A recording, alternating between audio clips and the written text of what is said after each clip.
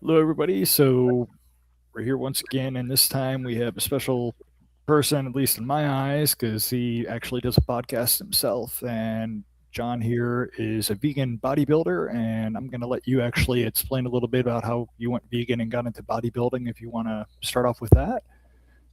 Yeah, I never set out to become the world's largest vegan bodybuilder. That was never the goal. Um, I ran a lot. I did like cross country and a lot of running, and then I had a friend that was into wrestling, and that's how I got introduced into like weightlifting and all of that. I was about 14 years old when I started wrestling, and I really just went because my friend did it. Like I didn't think it would be a thing, but it became a whole season of that. But it was hard. And wrestling is extremely hard sport.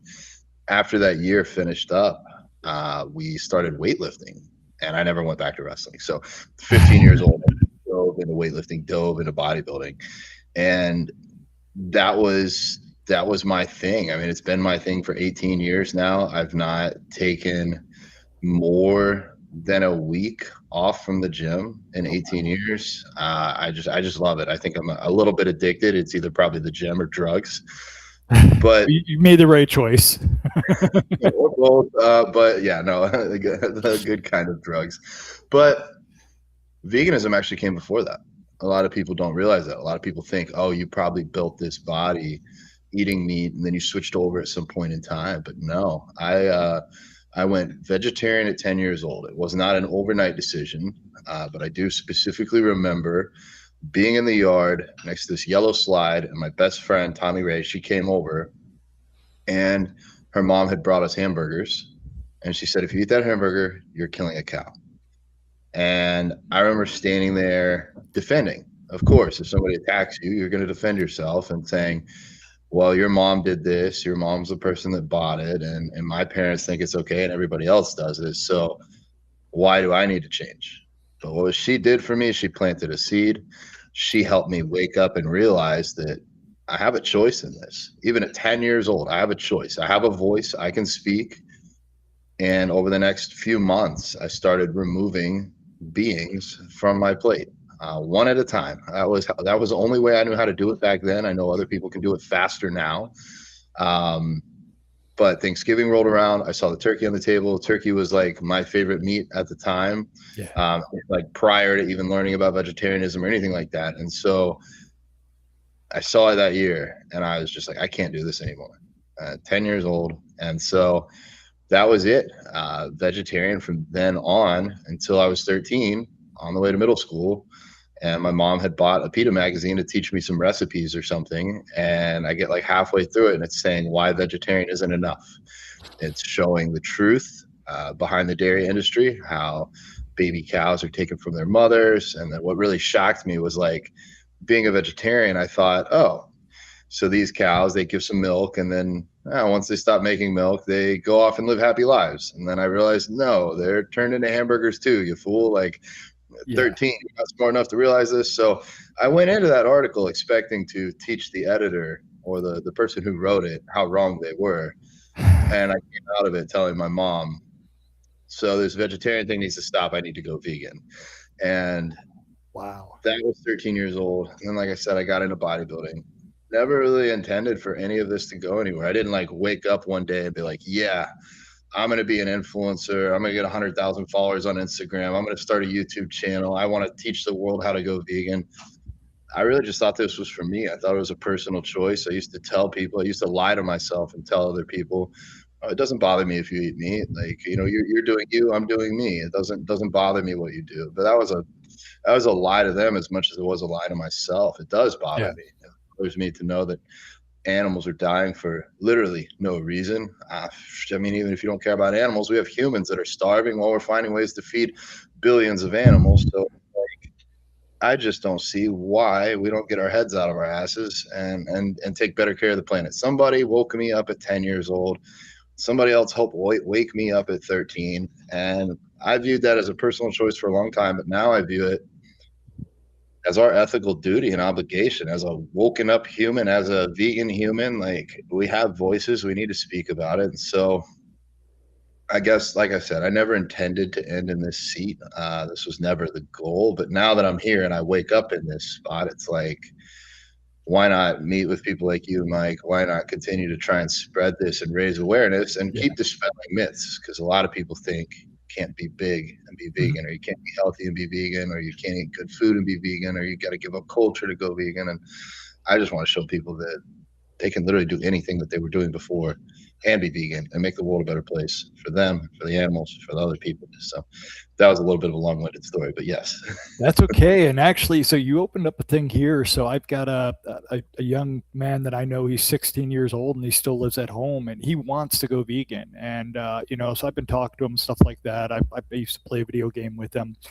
And, he gets stuff occasionally. His parents buy vegan stuff for him and plant-based. But would you have any advice for him on how to, start changing over without, his parents changing food?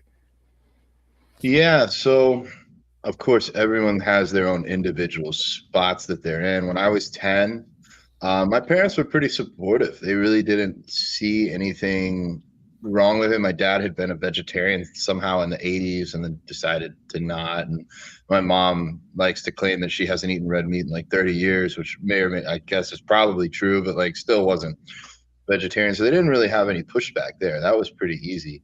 But going vegan, not so much pushback, but more like I think legitimate concern. This was 20 years ago when I went vegan. And so my parents wanted me to go see a nutritionist and all these other things. And I actually did. And they were like, no, you're actually really healthy. You're fine. Be killing you. But I just made that decision that I was going to do this. And I guess I knew that like my mom was still going to go to the grocery store back before I had a car. I guess I could ride my bike, but I didn't really have money. So I did rely on my parents, and like it was something they allowed me to do while living in their house. So I think for this young man, this 16-year-old, what can he do? What does he truly have control over? He might be able to have control over a conversation with his parents. He might be able to get them to watch a documentary with him. Maybe it's his birthday and he's like, for my birthday, I just want you guys to watch this documentary. That would make me happy. Or he tries to have a polite conversation and explain why he wants to try this. And maybe he needs to go and be tactful and use a health argument or something else. Like, hey, I found these things. Meat can contribute to cancer. I really want to try cutting this out for a bit. But at the end of the day, assuming he lives in a rural place, money's tight, he doesn't have a car, I would say do your best, man. Yeah. If you can do 80%, do 80%. If you do 90%, do 90%. If you can offer to cook family dinners once a week and do rice and beans instead of meat, something that's cheap, something that he can afford, ask him to put himself in the shoes or the position of the animals and say, if you were in their shoes, how much would you expect someone in your shoes to do for you? Yeah. And I think he can live with himself with that. And then once he's 18 or has his own job or his own car, then he kind of can decide what he puts in his mouth. Yeah. Good answer. So do you feel that your strength ceiling was ever limited by being vegan compared to these, bodybuilders that eat meat? I had wondered that for a very long time. And like I'm almost embarrassed to admit how long. I think probably for the first 16, 17 years of my journey as a vegan. I've been 20 years now vegan. So almost the entire time, realistically, until like maybe 2 years ago, I really believed maybe being vegan has held me back. Maybe that's why I haven't done what some of the other bodybuilders have done. For full disclosure, I'm not natural. I've used performance enhancing drugs to help build this physique.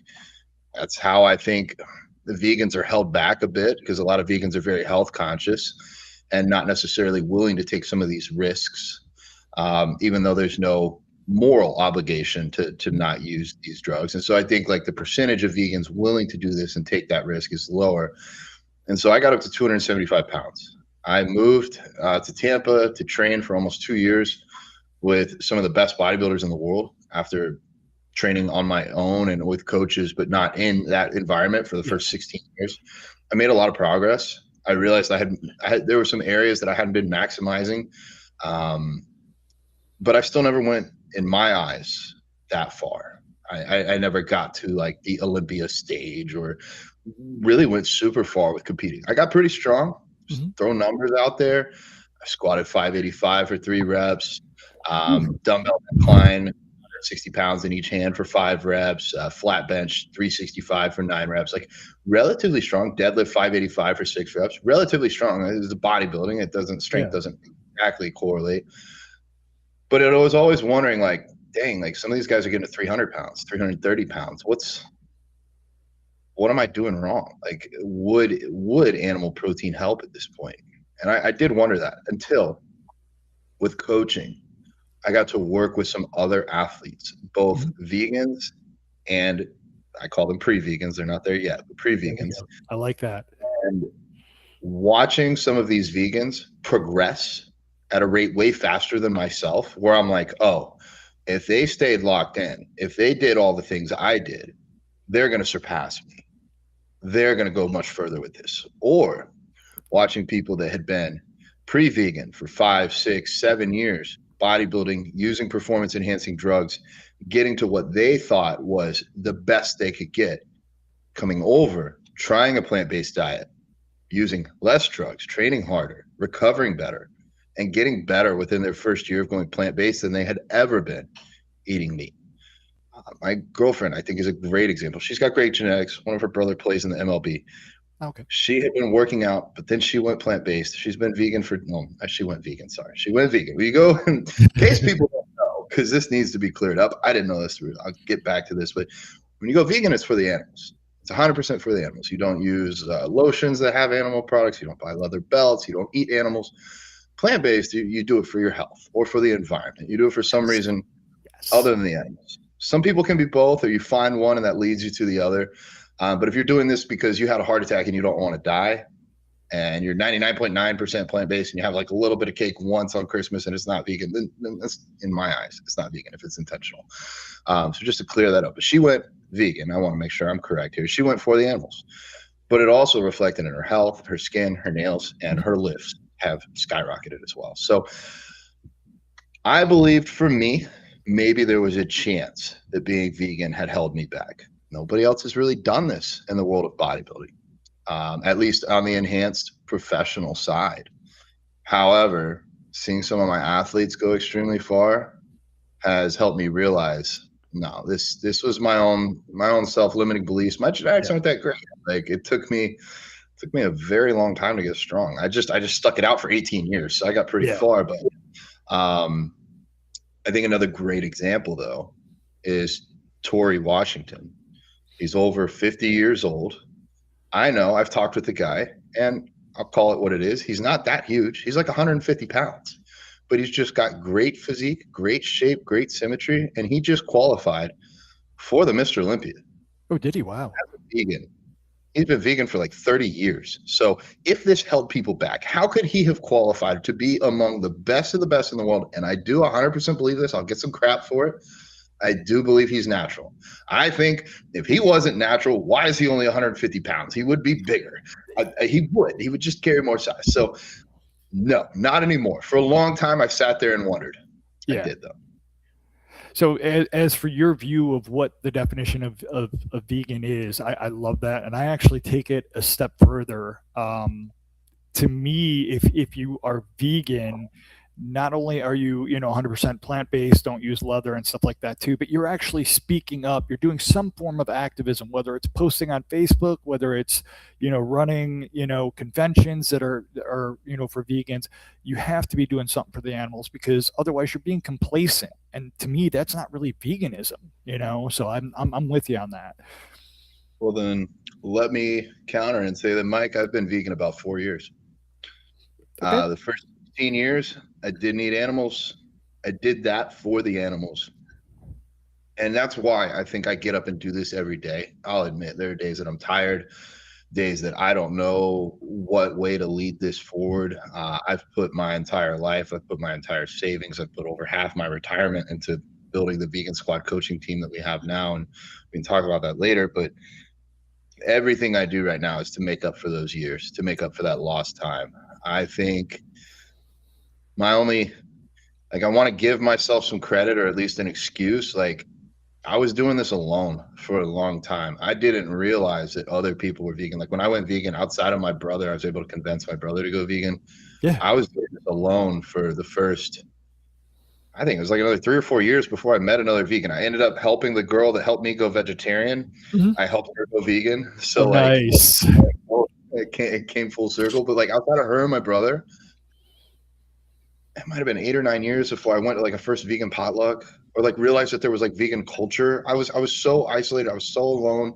And I felt like, to fit in with other people, my activism was, let me not tell anyone I'm vegan. Let me get 6 months to a year with you where you really like who I am at my core.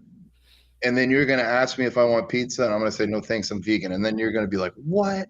This guy's cool. He works out and he's vegan. Maybe I need to rethink my life. But I realized nobody gets to that last, maybe I need to rethink my life. Like, oh, wow, he's cool and he's vegan. Okay, so what?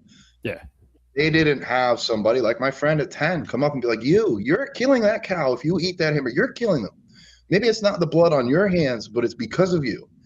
And I needed that.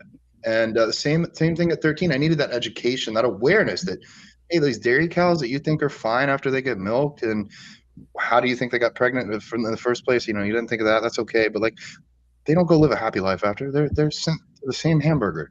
So for me, yeah, 4 years. I have a friend that sent me my first vegan shirt. I started wearing it to the gym, and then that was extra pressure because it's like, if you got vegan on you, it's like you want to lift even harder, at least for me. And now I try to have that conversation everywhere I go. I mean, it's literally on my head. Like, I tried to go to the pool with Allie the other day, and I'm like, all I want is to just like have an hour to relax, be off the phone, not talk about veganism, because like, it's been a long day and I just can't deal with somebody's crap, somebody's excuses. As soon as we sit in the tub, someone was like, you're vegan? I want to hear the spiel. And I'm like, good Lord. We go into it for 15 minutes. I cover ethics. I cover things that I think people don't realize, things that I think should be talked about more, like human rights are still important in my eyes. Yeah. And what a lot of people don't realize is these slaughterhouses, these animal agricultural facilities, are placed in lower income neighborhoods in the United States. That means AKA blacks and other immigrants and other people of lower socioeconomic levels. And the people that work in the slaughterhouses are often prisoners that are said, hey, you can go work off some of your sentence, or you can stay in prison longer. To me, that's not really a choice. You're kind of screwed either way.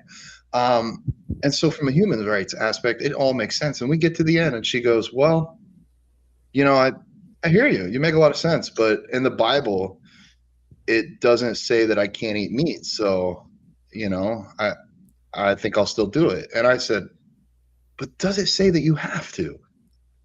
Do you have to be part of this? Do you have to contribute to this? Do you have to hurt your health or the health of other humans or animals? Do you have to? Does the Bible say you have to do this? And she's like, no. And then she got out of the pool and left. And it's just like,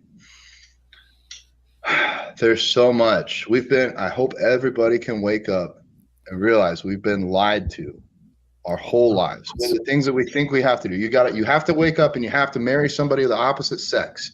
You have to get a house. You have to go to college because that's how you make money. That's how you make your parents proud.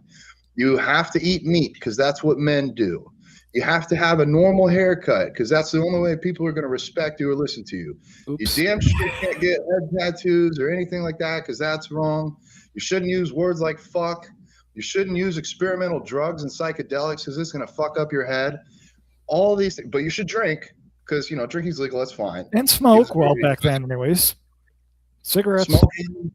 We go back and forth on smoking. But, if you smoke, you're not a horrible person. Yeah. But eating meat, go for it. Like, I want people to think for themselves.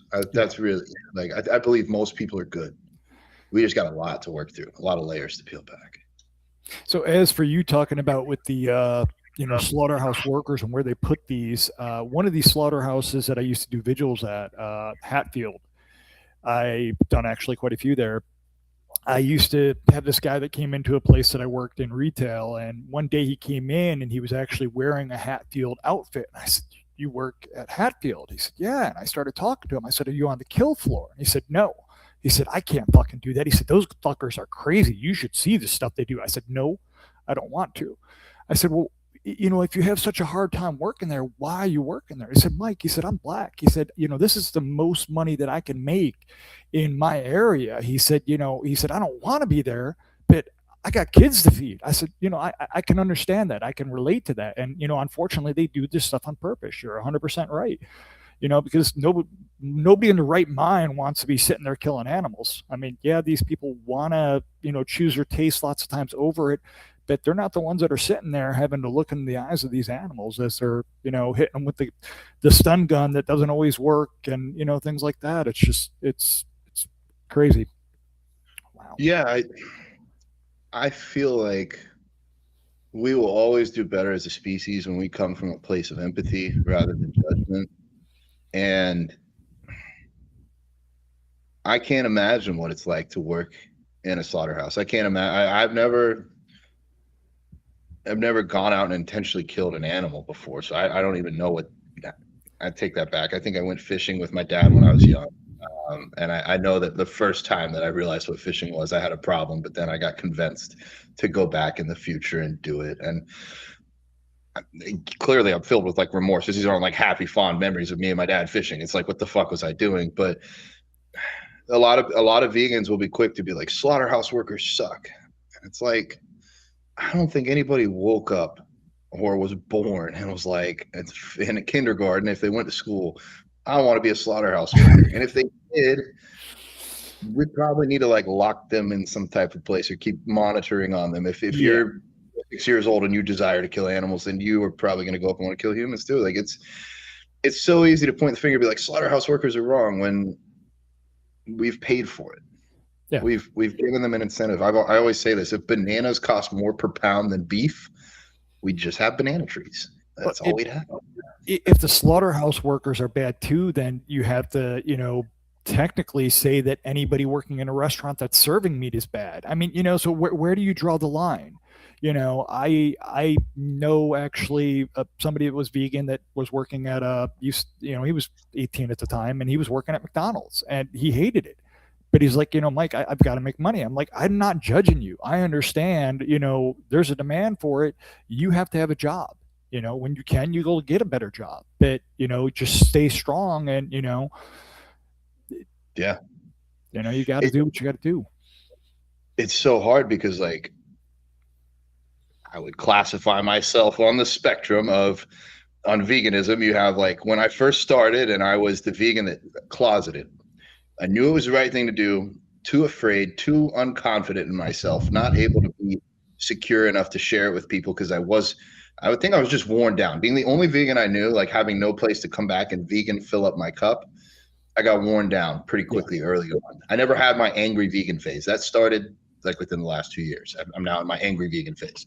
I would classify myself a little bit more as militant, and to the point of where, like, I try not to even go to restaurants that aren't vegan. I try to go support the vegan restaurants. I want them to be there. It's like, yeah, it's great that Burger King has the Impossible Whopper. There was one time when I was in Texas and everything else was closed, and I had promised we would go grab something to eat. And so I was like, I guess this is it. This is like the only vegan we did. And I don't think that's wrong. And looking at it from a holistic aspect, yeah, I'm helping Burger King a little bit here, but I'm putting in demand for this vegan product. So they're going to stock whatever we demand the most, right? Yeah.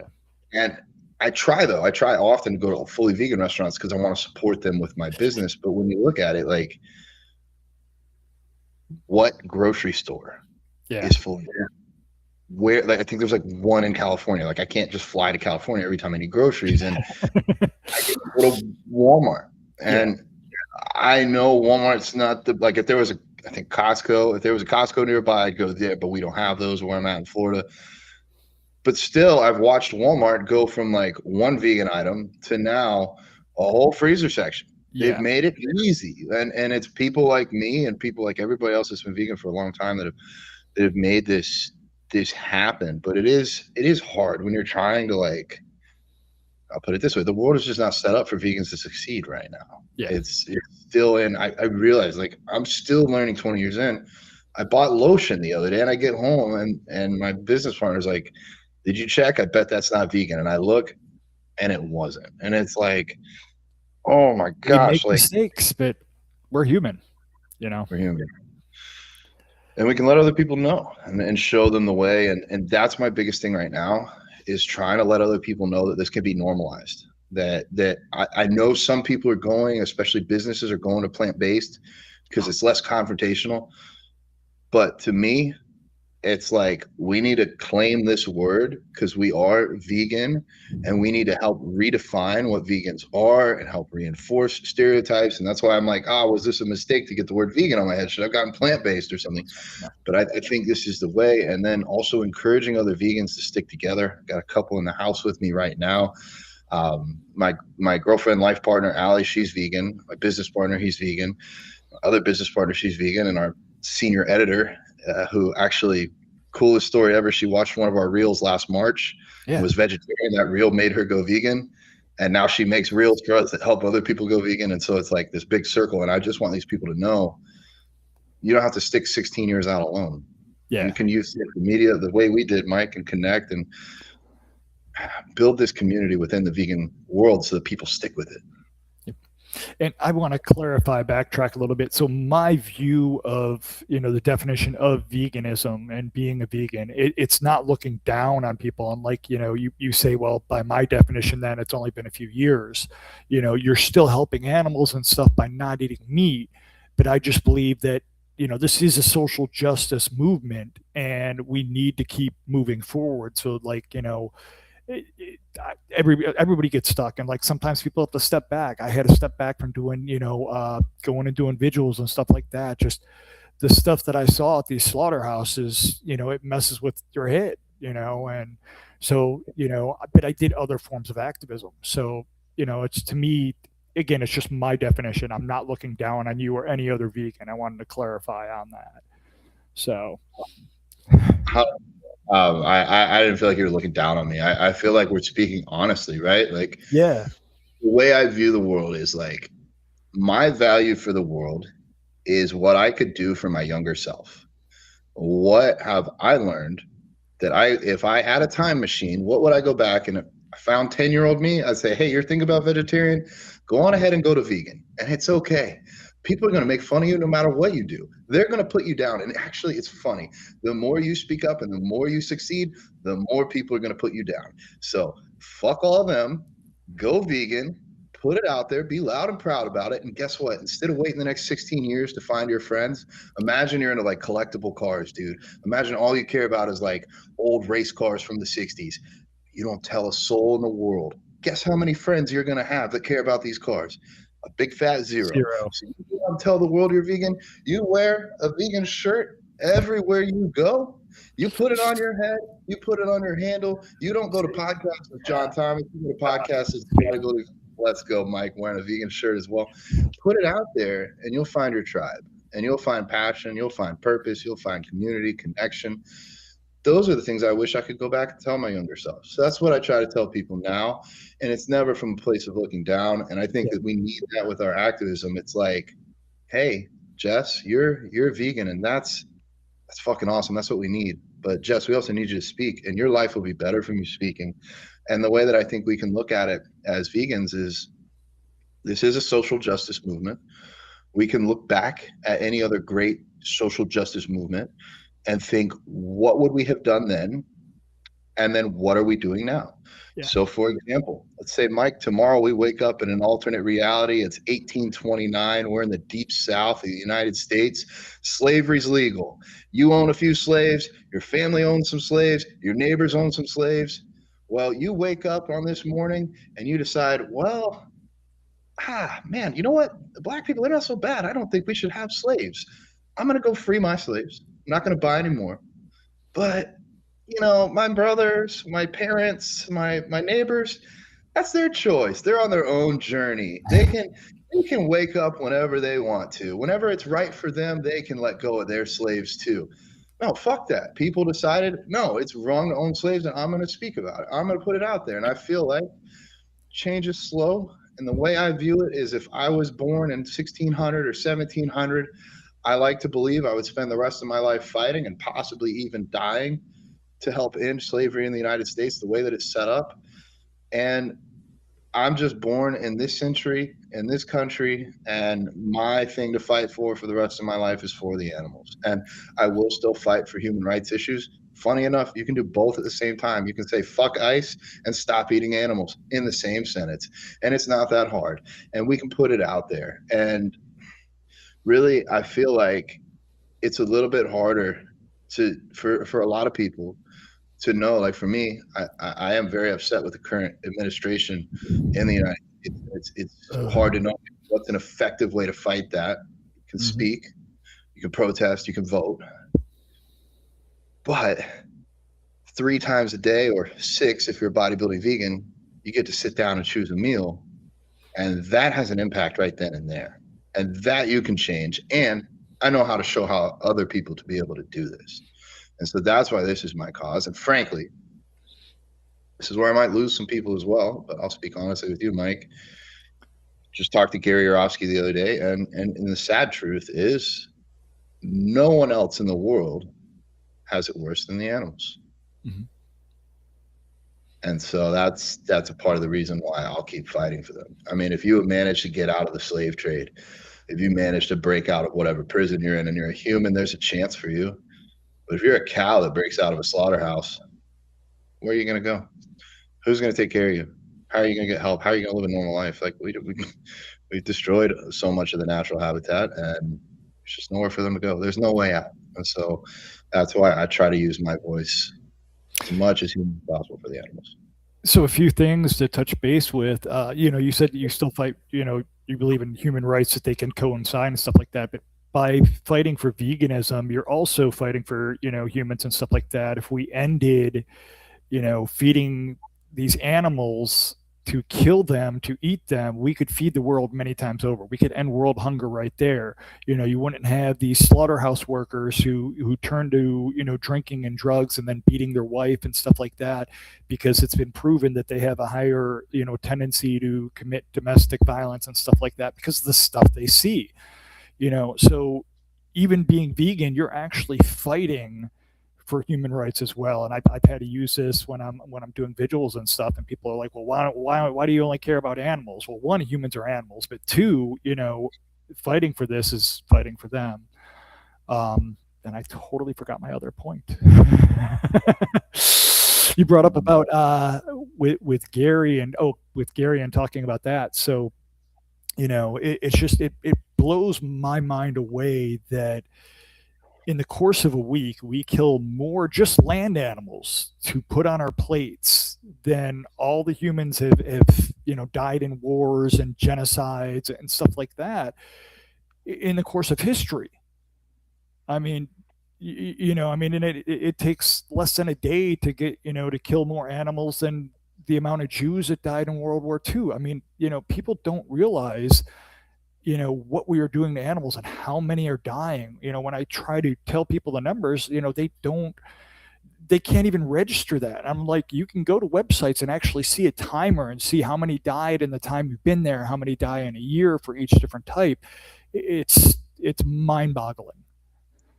I think it's almost impossible to comprehend. I mean, we have the numbers. We have basically land animals in the United States. We have 6 entire Holocausts per day. Here, like compared to the human Holocaust, like it's just it's really just hard to even wrap your head around it. So I think a lot of people just try to look away and try not to see it because it's easier. It's if you look away and you don't see it, then you don't have to change, and change is hard. And we've really deviated. I'm trying to like go to these other things, and oh wow, I could do like 10 podcasts with you. We could talk for hours. So I wanted to ask you. Sorry. Oh, one last thing. One thing that I'm realizing too is like right now, the United States, we're pretty charged in one direction or the other. But I'm hoping I can find common ground with people. I hope by speaking up against abducting humans off the street and bringing awareness to that people will also see my name, the Bodybuilding Vegan, and be like, oh, I agreed with what this person thought about this. I wonder if they have anything else that I would like to look into or possibly see. So maybe we can use this as a way to find common ground with people. And I mean, vegans are about 1% of the population. So really any other groups that want to hop in with us, we'll take, because we need some more numbers. And, you know, I like the way you're thinking with that. And I've never really looked at that because, like, I try to avoid political stuff on my page, my YouTube page and stuff like that. And, you know, and other things. But I've slowly been getting into it just because I can't help but fight for, you know, people. You know, unfortunately, I'm a fighter. So I wanted to ask you, why do you think so many people still have the illusion that if you're vegan, you're weak. If you're vegan, you're scrawny? I think it's deeply ingrained in social media, the traditional media, literature. I mean, it's almost like, I have no doubt, people probably even still think this, but like, at least referring to other things in our country, other movements, like, people were taught that Black people are less intelligent, that they felt less pain, that they just couldn't achieve what other people could do, which is what blew people's minds when they started beating people at sports. Like, they had to prove that they could keep up just to be given any recognition or any thought, become the president, you know? And so I think right now with veganism, like, we're such a small minority, 1 out of every 100 people or so. It's been seen as taboo. And then, of course, we have what I believe are wonderful organizations like PETA, but anytime they push a line or cross a boundary, they get thrown under the bus for that, even though they're speaking up for defenseless animals. I just think there aren't enough people putting out positivity in the vegan world right now. And that's like, I'm going to turn this around to what I'm doing. I have the Vegan Squad coaching team, and we help people go vegan, but we also help vegans become more fit.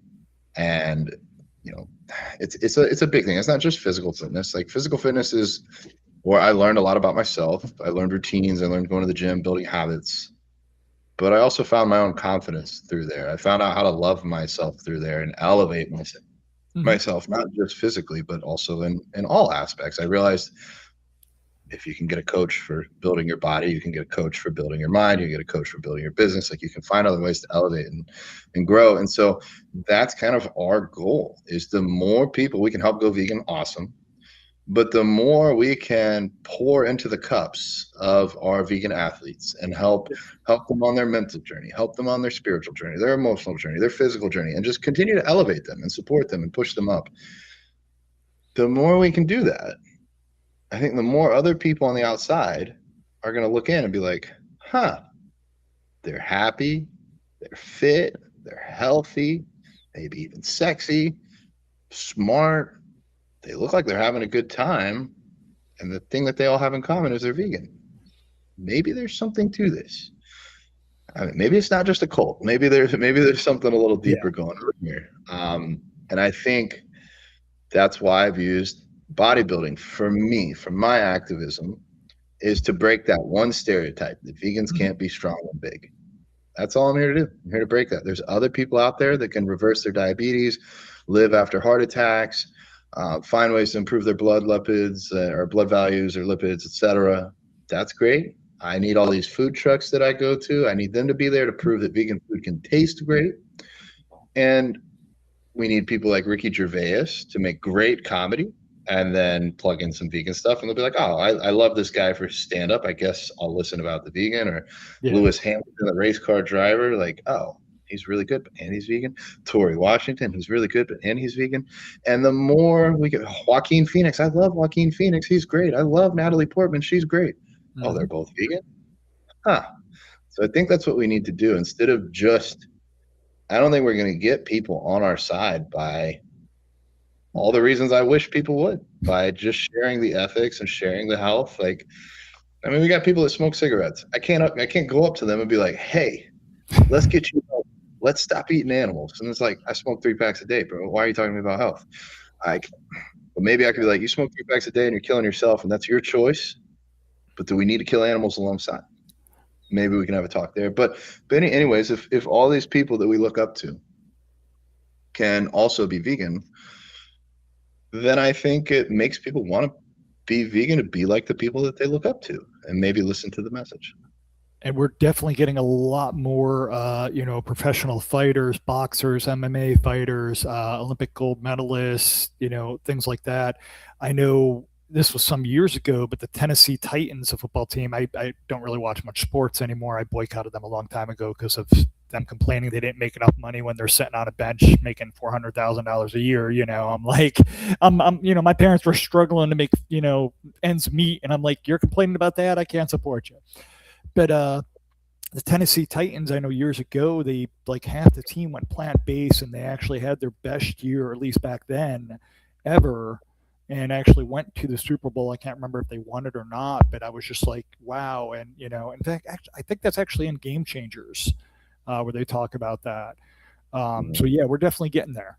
But I appreciate what you do and keep that up. So my next question is actually going back to the gym. Do you still get people that say you can't be vegan or anything while you're there? Do you get heckled at all at the gym? It's funny, recently, like in the last couple years. Well, one, a lot of people think the head tattoo is a joke. They don't think it's real. They're like, I get that. Is that real? I'm like, why wouldn't it be, for one? But two, like, because I think I break their stereotype. Like, I'm a relatively large individual. I was lucky enough with my genetics to be born to be able to grow to 6 feet tall. And at my biggest, like 275 pounds. I take up space. That's a big human. I don't think I'm that big of a human until I try to fit in a car seat. God forbid I have to fly somewhere or something, or a movie theater seat. Like, that's when I realize this is probably what it feels like to be fat too. I'm just uncomfortable. But they'll think it's a joke, and I think it's because there is this trend right now with some people, like some bodybuilders. They'll be a little bit controversial, and they'll be clearly not natural. I like to think that I'm clearly not natural. Anybody that knows enough about bodybuilding would just look at me and be like, okay, that's not naturally possible. And so they'll make like a posing video, and they'll be like, vegan, natural bodybuilder. And then it's like making jokes. Like, clearly I'm not vegan because I'm this big, and clearly I'm not natural because I'm this big, but it's an inside joke. So I have these like little 18-year-olds that over the last year have come up to me like, hey, that's a joke, right? And I'm like, why would it be a joke? And they're like, I saw this other guy and he's not vegan, so he jokes about it. I thought you were. I'm like, you think that this would be a joke, a whole head tattoo? And they're like, well, pretty committed. I'm like, nah, dude, I'm vegan. They're like, what? Like, really?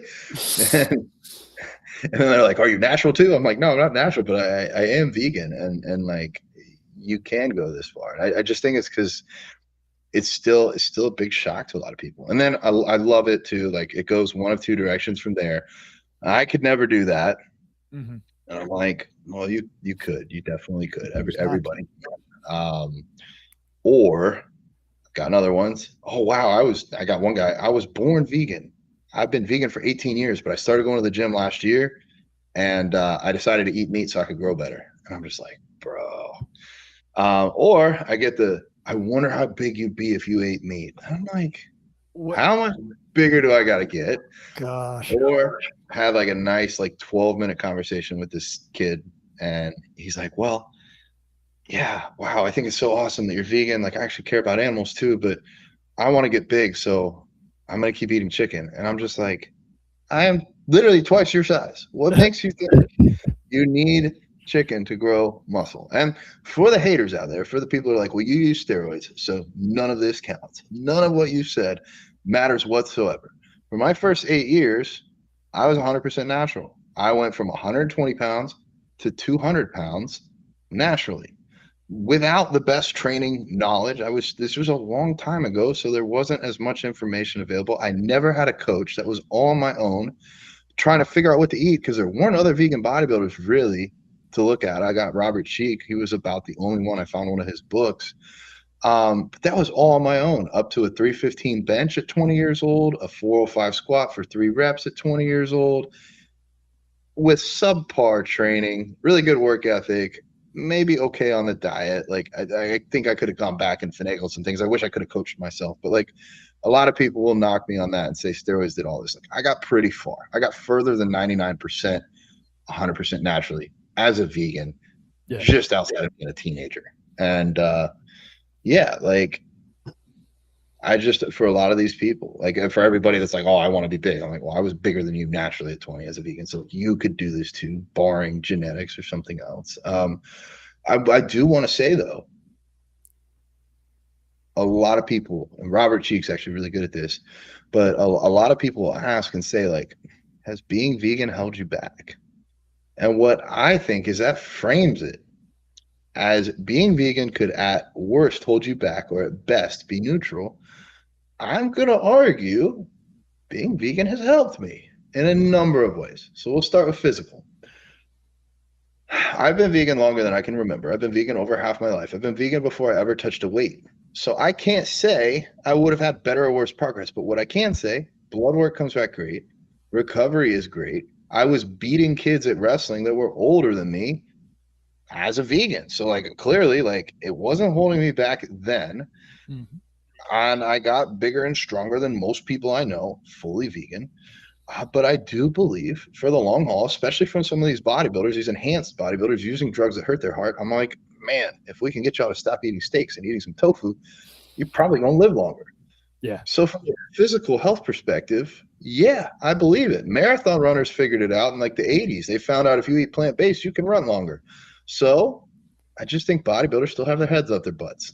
But what about the other parts? Because it's not just the physical that makes an athlete.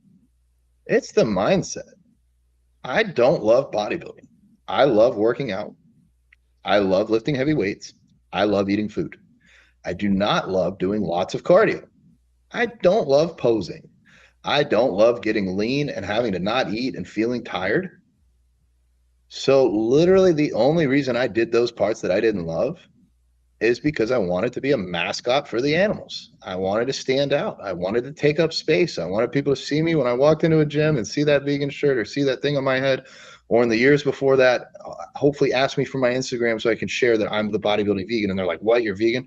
Because I didn't have the vegan clothing, but I could trick them and then share my Instagram. Like I was trying to weasel my way in any way that I could. And being vegan, I feel like, has given me the biggest competitive edge in the world because I would not, if the world went vegan tomorrow, what am I going to ask myself before I do like a heavy set of squats, like a hack squat, and be like, if you don't get 10 reps, like these cows are going to die because you're not big enough to change somebody's mind. If I can't go in there with that kind of ammunition, or think about the last slaughterhouse footage I saw, or think about that kid watching me and be like, let's show him what a vegan can do. If I don't have that kind of pressure, I might become a pretty chill, relaxed person, but I think I'm going to have a lot of energy and motivation the rest of my life to try and prove that vegans can do this. And so I think being vegan has been the reason I've gotten this far. If I wasn't vegan, I don't think I'd be this far. So for me, and Robert Cheek said this, he's like, people always like to say, well, I wonder if being vegan held you back from this. But like, what if, like in Robert Cheek, what if it made me a 2-time New York Times bestseller? What if I won the overall bodybuilding at the show because of this? What if I went on a book tour? What if I did this? What if I did that? All because I was vegan. And so I want anybody out there that's vegan listening to hear this and be like, this is your superpower. This is what is going to allow you to work harder than other people. When other people are ready to throw in the towel, you know there's lives on the line. So I don't stop. I don't sleep as much as I should. I sleep pretty well, but I work more than I should. Maybe not. I don't know. I struggle with this every single day. Could I be doing more for the animals? I usually work myself until I'm no good, until I can barely think straight or get a coherent thought out. And then I'm like, okay, it's time to stop working because you're going to do more harm than good. Go get some sleep so you can show up the next day and figure out how you're going to do this for the next 70 years because the animals are going to need you your whole life. It's like you're in the 1600s and slavery is still rampant and rolling. You got a lot of time that you need to work through. And like you said, Mike, you got to take care of yourself. I did want to turn around this and ask, because there might be some people watching or tuning in that just frankly aren't familiar. Younger me would have said, Mike, what is a vigil and why do you do a vigil? So we also call it bearing witness. We go there to document. I do live streams and stuff like that when I've done them, to document how the animals come there, the conditions that they're transported in. We have signs usually. Sometimes people stop to get more information. We try to get footage inside the slaughterhouses when we can, like Plainfield, a turkey slaughterhouse. They lots of times have the doors open and you can see the turkeys hanging upside down, trying to get free as they're going to, get their throats slit. And hopefully, it's bad saying hopefully they get their throats slit, but if not, there's more pain coming for them otherwise. So it's, to bring awareness of what's actually happening to these animals, because most people think that, these animals are living happy lives and they're getting to be 20 years old, and then, okay, we kill them. And, after they've been in a field and had friends and all that. No, these are babies that are a few months old that they're killing. And sometimes these animals are transported for 2 days with no food and no water on this death truck, as I call them, in their own filth.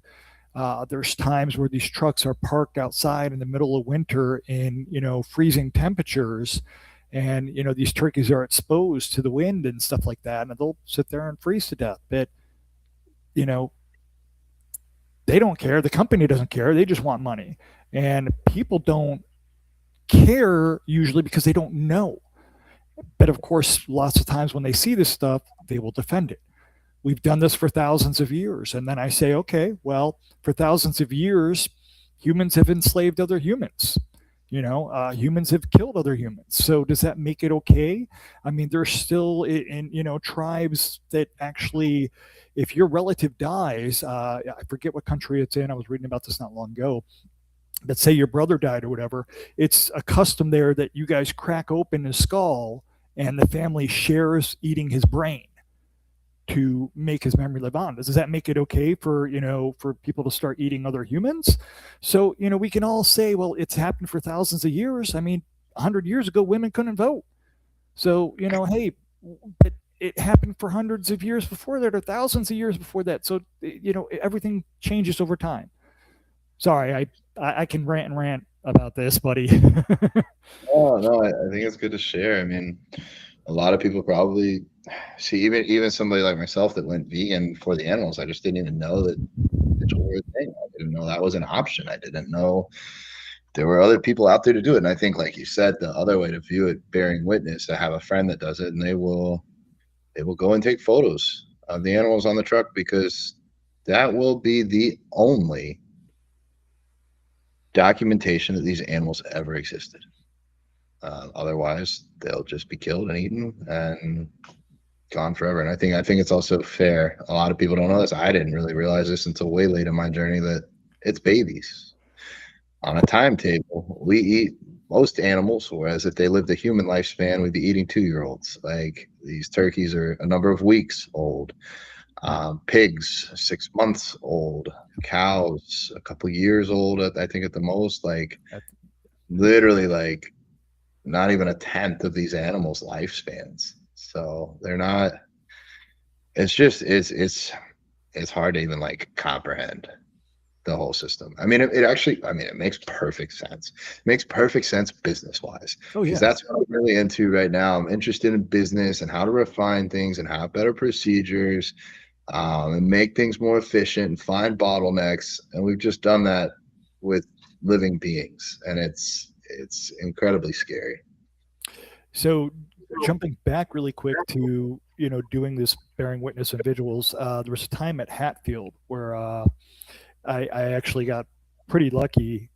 There was a tractor trailer that was coming, and it's a 4-way intersection with stop signs also always, and he wasn't going to stop. And of course, I wanted him to stop so that people could get footage of the pigs that were going in there and give them water. And he ended up having to jam on the brakes, and like everybody there screamed, Mike, I was either going to get run over or he was stopping. We called the police and actually showed them the footage, and they're like, well, why did you cross? I said, there's a crosswalk there, there's a stop sign, why are you asking me why I crossed the street? He's like, well, you're not allowed to stop and impede traffic. I said, You can see the footage. I did not stop. I stopped when he jammed on the brakes and almost hit me. And then I started yelling at him, you know. But the cops said, okay, they went and talked to him and gave him a warning. They told us that he wasn't going to stop because he was afraid of his life, that we might attack him. Okay, well, we've been going there for, years, and why would anybody attack you? And you're taking these animals to be killed, but you're worried about us attacking you. So it's so backwards. It's like, yeah, we are the good guys objectively. Like we're just trying to, and the thing is, like, I mean, it wasn't like you were vigilantes trying to hijack the truck. Like, yeah. Oh man. So back to bodybuilding. Have you ever had somebody try to correct you on nutrition? I've actually watched some of your videos, and like I love the one where you're in Trader Joe's and like this has this amount of protein in that. Because anytime I go to a new doctor, the first thing they say is protein. I'm like, no. They're like, iron, no. Yeah, a lot of people will try to correct me or try and educate me, which I think is interesting, whether they are pre-vegan or vegan. I'll get it on both sides. So I'll start with the pre-vegans first. I'll be told that I need protein, or that I need iron, or I need heme iron, or I need B12, or I need all these things. The interesting part, though, what I've taken from my business advice is we should seek out and obtain advice and instructions and education from people that are doing things that we one day aspire to be doing. So when you're 350 pounds and overweight, 120 pounds and never gone to the gym, and I'm not here to talk shit about people, it's just, if you've never accomplished anything in nutrition, health, fitness, why are you then telling me that I don't know what I'm doing when I've been vegan for 20 years. I've been bodybuilding for 18, but for 18 years, I've been very interested in nutrition. I've done a lot of self-experimentation. I've tried vegan keto. I tried at 16 years old going to 300 grams of protein a day, which was a lot back then, and I didn't feel like I needed that, so I dropped less. And then recently with a coach within the last 2 years, we went up to 370 grams of protein a day, which is ridiculous. Yeah, it worked.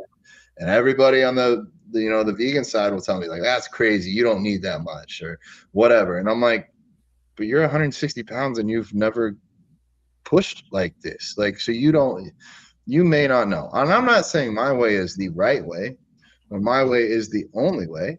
It's just my way. This is the way that's worked for me. This is the way that's allowed me to get up to 275 pounds as a vegan bodybuilder.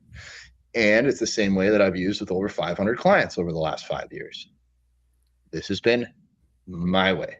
There's plenty of ways to do things. Of course, you can do things differently.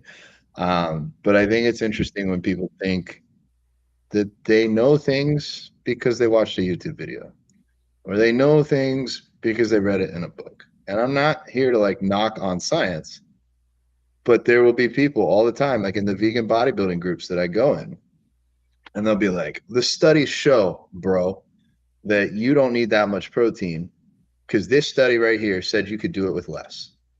Like, okay, great.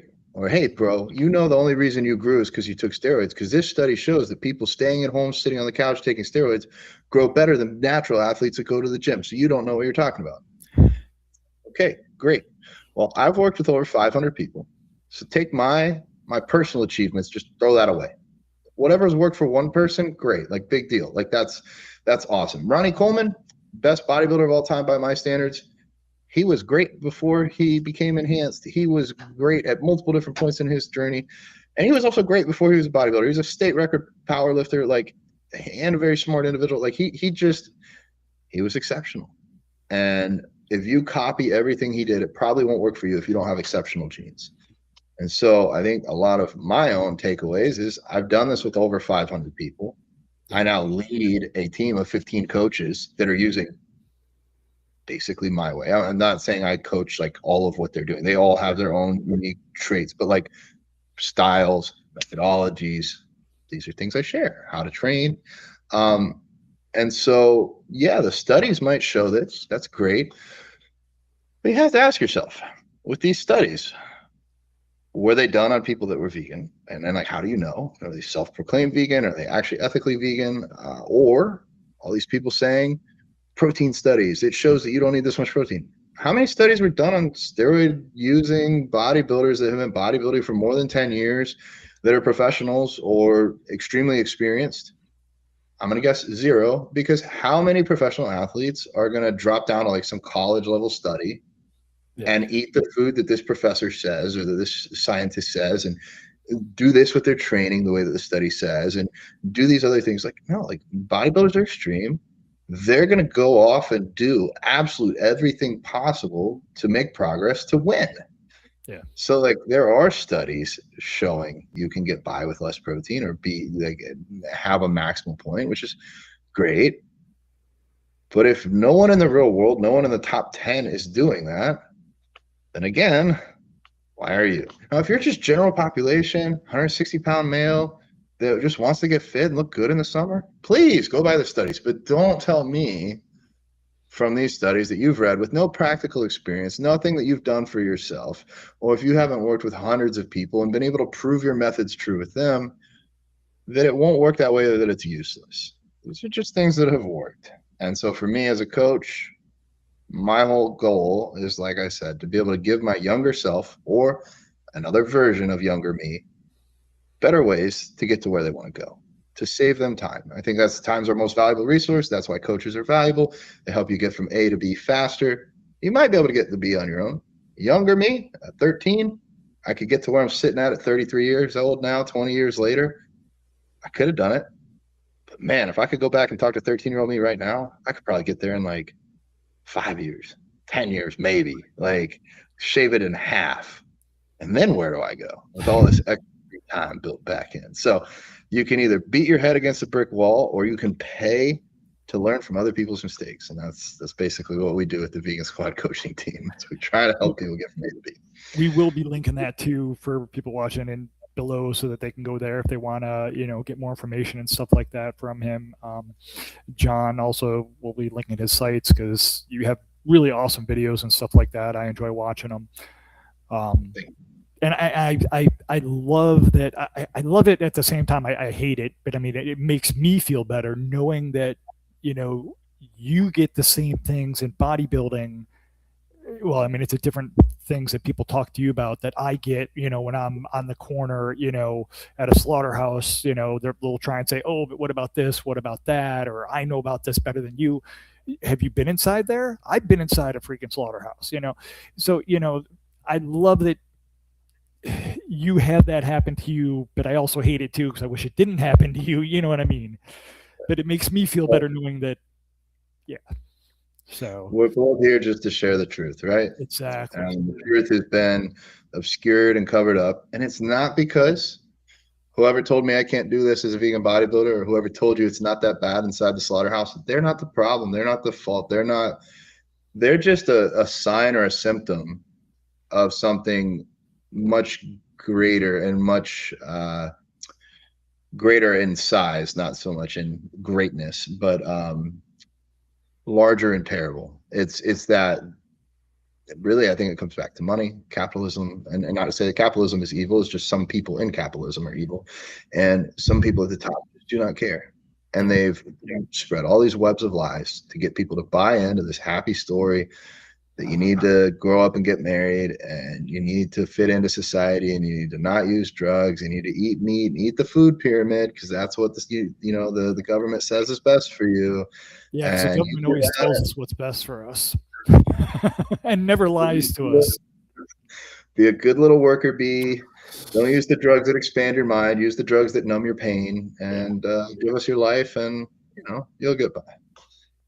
What do you think the biggest mistake that new vegan athletes make when they're like first transitioning into going plant-based or becoming a vegan? What do you think the biggest thing is that they do wrong? Mindset 100%. I'm lucky enough I went vegan before I ever touched a weight.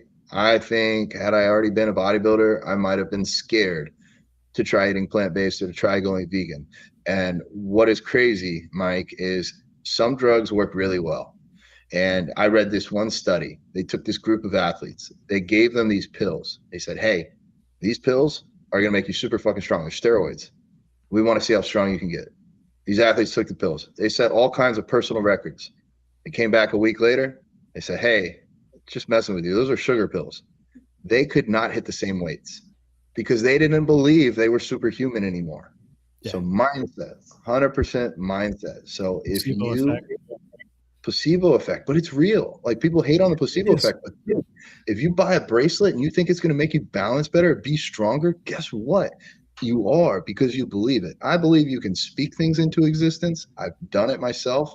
Last year in February, we had 2 people on the team. I said, I want 10 before the end of the year. I didn't even have a business. I didn't have a company. I didn't have an idea of where that was going to go. I didn't know what I was going to do with 10 people, but I wanted 10 people on my team. And we got 25 a year later. I had 12 by the end of last year. We're at 25 now, and I don't know where we're going next. Maybe 1,000. I said 10,000. If I got 10,000 people I don't even know if WhatsApp can have 10,000 people in a chat, but if I got 10,000 people I can rely on and count on and say, hey, we need to get this done, I could do anything. So mindset, if you're a new vegan, if you're getting into fitness, if you're in fitness right now and you're considering it, please realize this is your superpower. This is what's going to set you apart, make you different on the mental side, which is possibly the most important, but also physically. Your blood is going to flow better. You're going to recover faster. Your inflammation is going to be less. This isn't going to hold you back whatsoever. What it will be, it'll be a learning curve. It'll take time. You're not going to be perfect when you start. A lot of people are like, oh man, it's got to be hard to learn how to cook vegan. I'm like, not if you were born that way. If you were born vegan, dude, I don't know how to cook a steak. I don't know how to cook chicken. I think I know how to make scrambled eggs because I did that at like 12 years old. Yeah.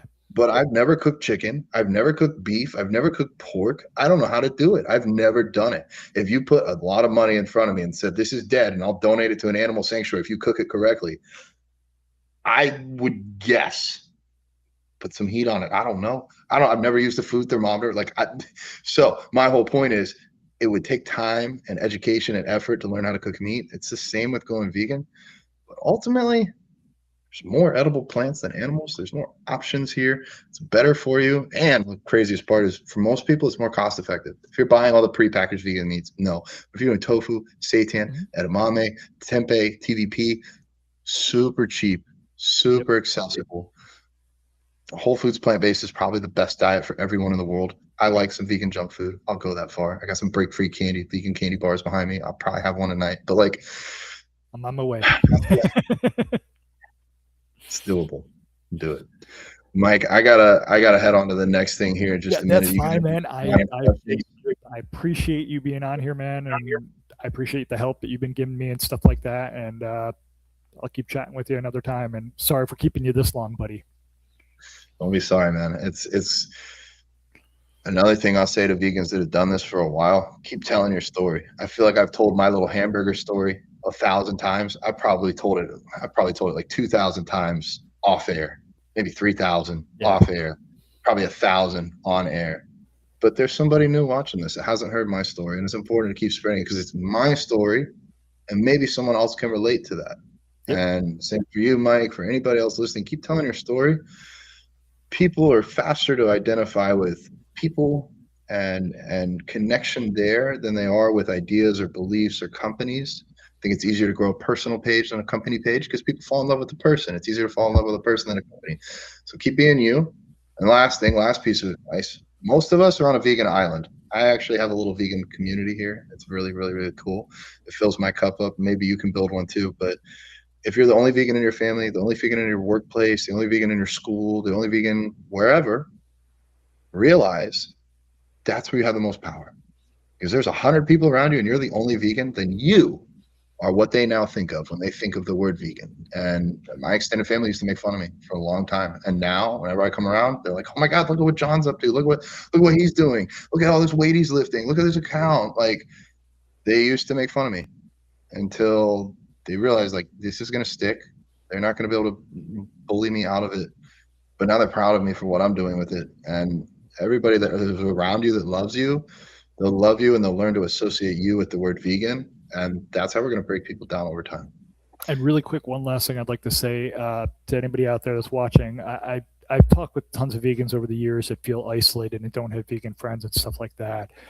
If you need someone to talk to, reach out to me. I am always willing to, talk to people, and I know what it's like to feel isolated.